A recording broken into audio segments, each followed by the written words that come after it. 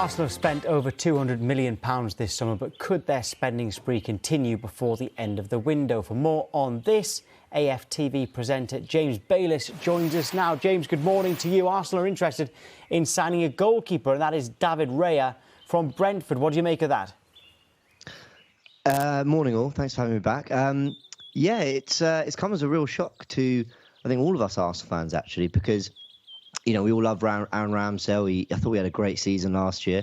It's not a complete shock, the rumour, because David Raya has been linked to Arsenal before. We know he's got history with our goalkeeping coach.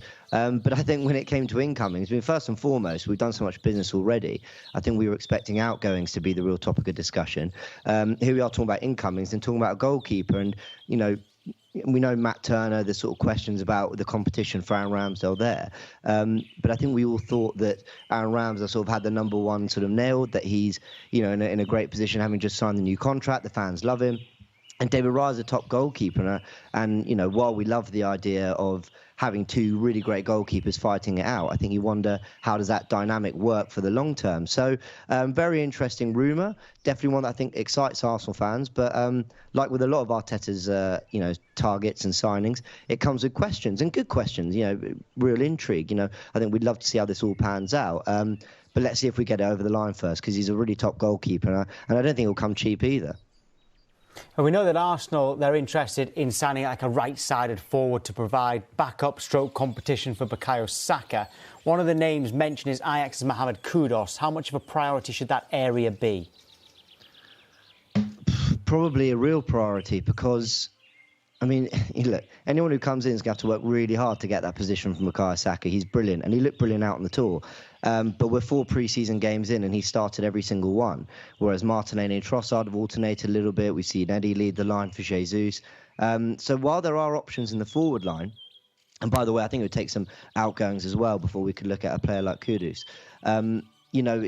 Bukayo Saka plays a lot of minutes in this Arsenal team, and maybe that's not necessarily a bad thing. Arteta said that players need to get used to playing 60, 70 games a season, but he's a young player, and we depend on him a lot, Bukayo Saka. I can't help but think that a little bit of help isn't a bad thing, especially if it comes in the form of a player like KUDUS, who is versatile, like a lot of Arteta's signings, someone who can lead the line. He could be a false nine. He could even play in midfield. So even if Saka is playing week in, week out, KUDUS will get significant minutes elsewhere.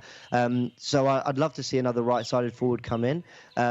Again, is KUDUS the only option? Maybe there's a few others out there. But I do think someone who can help Bukayo Saka and push him a little bit as well, that's never a bad thing, would certainly be a target. But like I said, we've got so many options as well. I think outgoings would have to come before we worry about another incoming in the forward line. Well, I guess that would be the same for the Napoli winger, Khvicha Kvaratskhelia. Is he a player that you'd like to sign if you can get those outgoings? I suppose it would be him or KUDUS, I suppose. Yeah, it probably would be one or the other.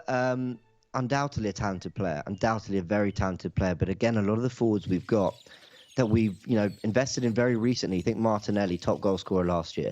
Reece Nelson just signed a new deal. Trossard joined in January. They're all left heavy. They prefer to play on the left-hand side. I'm no expert on Kvaratskhelia. If he can play out on the right, then maybe that is the depth and the option there. But again, what would he cost? And that kind of fee, is that just to add depth? I don't know.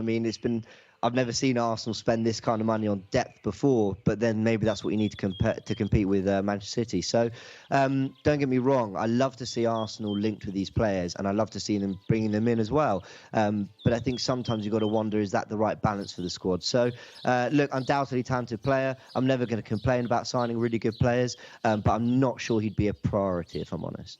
So in terms of other areas that Arsenal might need to strengthen, are you content that everything is OK, or is there anything that maybe an area that hasn't really been mentioned that you think you could do with another player? Well, I don't know, if I'm honest. I think this is the first time we're going into a season and there's no really obvious gap in the squad. The squad is... We were just out in the United States, and, we saw the 11 that started games and the 11 that finished, and that's not including the likes of Nelson and Zinchenko, who didn't touch the pitch in the United States. And it's a really big squad, and it's a very talented squad. So maybe depending on outgoings, a lot of people are calling for a striker, and I get that, because maybe you want someone who offers something different as a focal point, who's a little bit more of a traditional number 9, whatever that looks like. But Jesus looked brilliant on pre-season tour, and Balogun, who had a great loan. Yeah, he's not really had an opportunity this pre-season. Apparently, he's carrying an injury. So could he be the answer there? So I think there's still a lot of questions around other players that we're excited about, and maybe they will fill the void maybe we're missing last season in the challenge for the Premier League title with Man City.